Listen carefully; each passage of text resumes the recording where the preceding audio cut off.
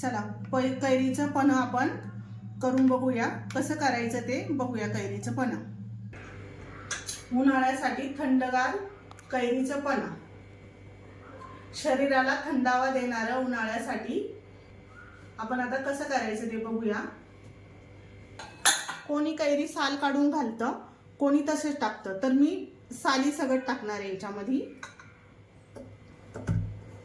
आणि 1 ग्लास पाणी घालणार आहे।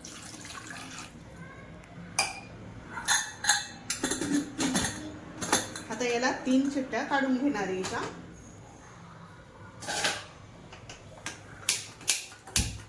आपण याच्या आता 3 शिट्ट्या काढून घेऊया।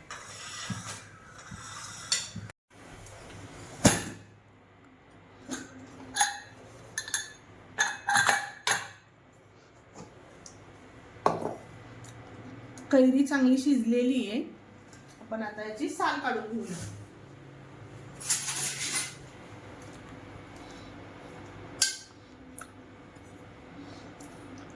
कैरीची साल काढून घ्यायची आहे।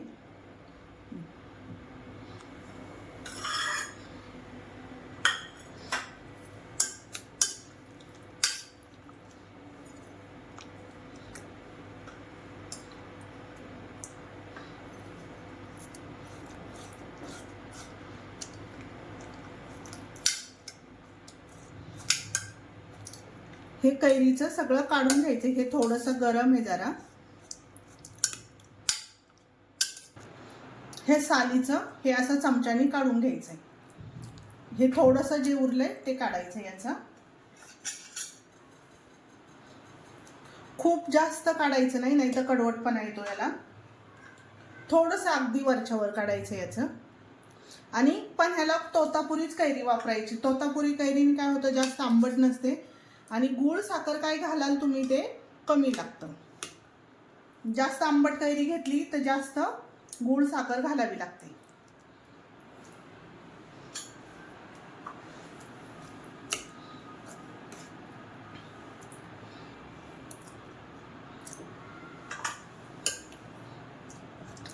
याच्यातच गर काढून घ्यायचा याचा कैरीचा।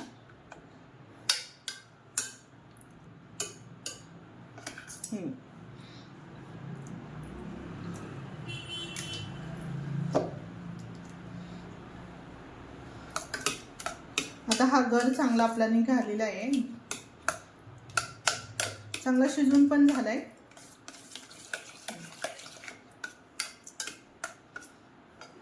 मिक्सरला वाटायचे थोडं थोडं करून।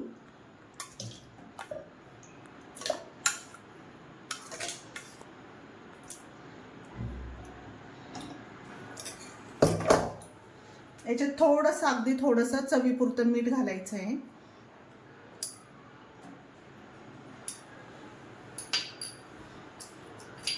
विलायची टाकायची सोलून थोडीशी,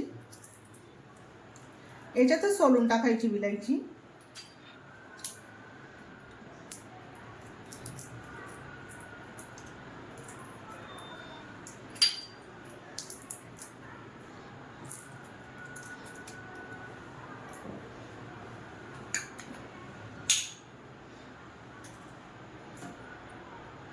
याच्यात घालूया केशरच्या काड्या।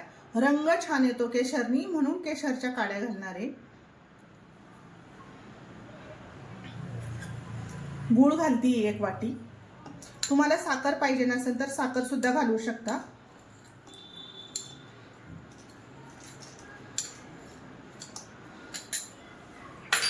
आता आपण हे मिक्सरला वाटून घेऊया।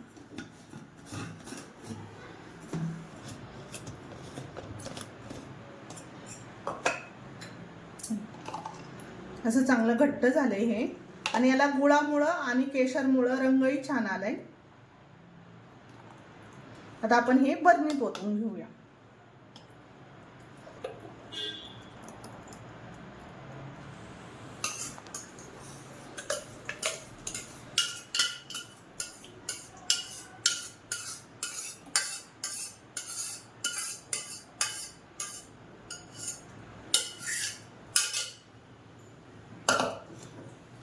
हा राहिलेला गूळ घालायचा याच्यामध्ये, आणि हे असं हे पण आता मी वाटून घेते।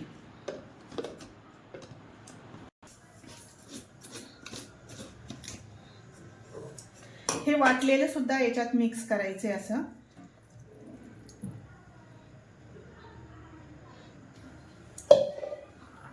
आता हे पूर्ण मिक्स करून घ्यायचंय चांगलं. पावणे आले ना आपल्याला, याच्यातूनच 2 चमचे काढायचे. आपल्याला पाहिजे तेवढं काढायचं आणि बाकीचं फ्रीज मध्ये ठेवून द्यायचं.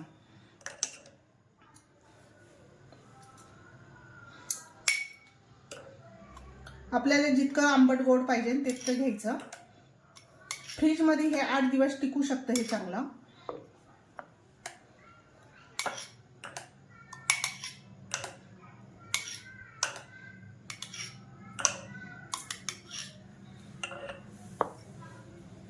आता याच्यात घालूया थंडगार पाणी, माठातलं पाणी.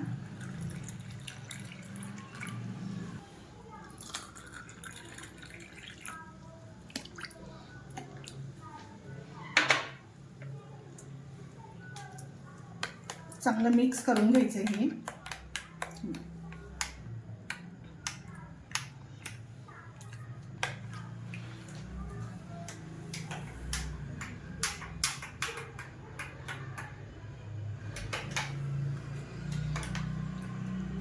आपलं थंडगारपणा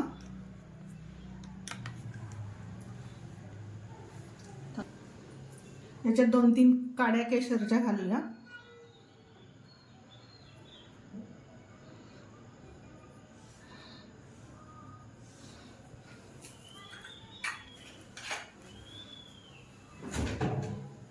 आपलं हे थंडगारपणा तयार करून झालेलं आहे.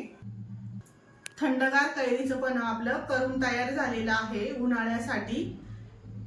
नक्की ट्राय करून बघा. लाईक आणि शेअर करायला विसरू नका.